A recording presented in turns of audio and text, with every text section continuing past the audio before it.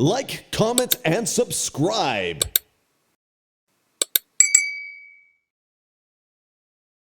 Hello everyone. आज हम class 11th की इंग्लिश की बुक हॉर्नबिल की पॉइंट नंबर 2, जिसका हेडिंग है द लेबनम टॉप, और इसके कवि हैं टेड ह्यूक्स। लेबनम टॉप का अर्थ है अमलताश, और टॉप का अर्थ होता है ऊपरी छोर। इसके बारे में कवि ने क्या लिखा है हम जानते हैं। The laburnum top is silent. जो अमलताश का वृक्ष है वह बिल्कुल शांत है, क्वाइट स्टिल, और बिल्कुल स्थिर है। In the afternoon yellow September sunlight, और दोपहर के समय जब सितंबर महीने की पीली धूप खिली हुई है। A few leaves yellowing, all it's seeds fallen.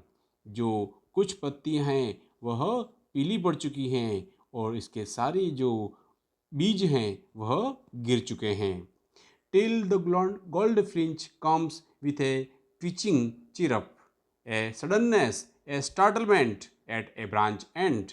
यह गोल्ड फ्लिंच जो पक्षी है वह अचानक से आता है, और ट्विचिंग चिरप यह क्या करता है, अपने आवाज़ से बिल्कुल सबको चहचहाट कर देता है।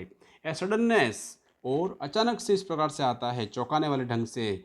स्टार्टलमेंट, और सबको चौंका देता है। And at a branch end, और वह उस पेड़ के शाखा पर के अंतिम छोर पर पहुंच जाता है। Then sleek as a lizard, और जैसे छिपकली होती है वह उस छिपकली की तरह धीरे से अंदर की ओर प्रवेश करता है।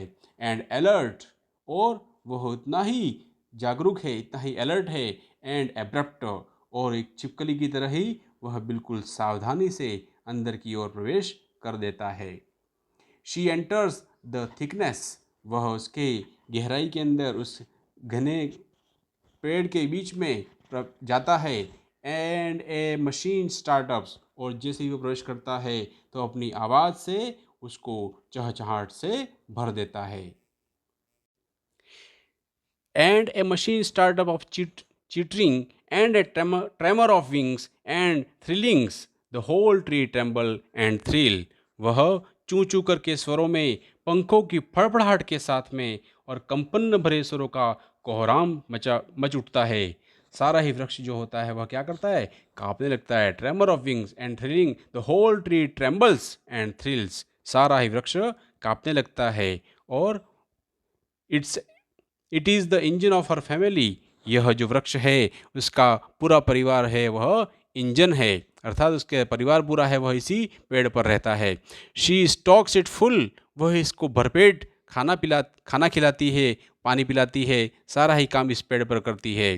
Then floods out to the branch end, और वह धीरे से अपने आप को खाना पिलाते हुए उस झटके के साथ किसी भी शाखा के अंतिम छोर पर पहुंच जाती है। शोइंग हर बैड फेस आइडेंटिटी मास्क, और वह अपने धारीदार चेहरे को प्रदर्शित करती है, अर्थात वह यही चेहरा उसका पहचान बना हुआ, आइडेंटिटी बनी हुई है।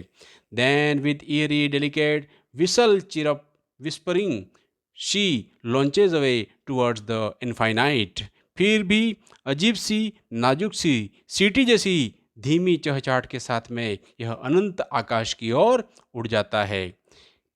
She launches away towards the infinite, और इसके साथ ही वृक्ष का शोर जो है थम जाता है। And laburnum top subsided to empty, और यह वृक्ष जो है वह वापस अकेला हो जाता है, जैसे कि इस पेड़ पर कोई भी रहता न हो। इस प्रकार कवि जो है वर्णन कर रहा है एक पक्षी के माध्यम से पेड़ के चहचहाट को भरने के लिए।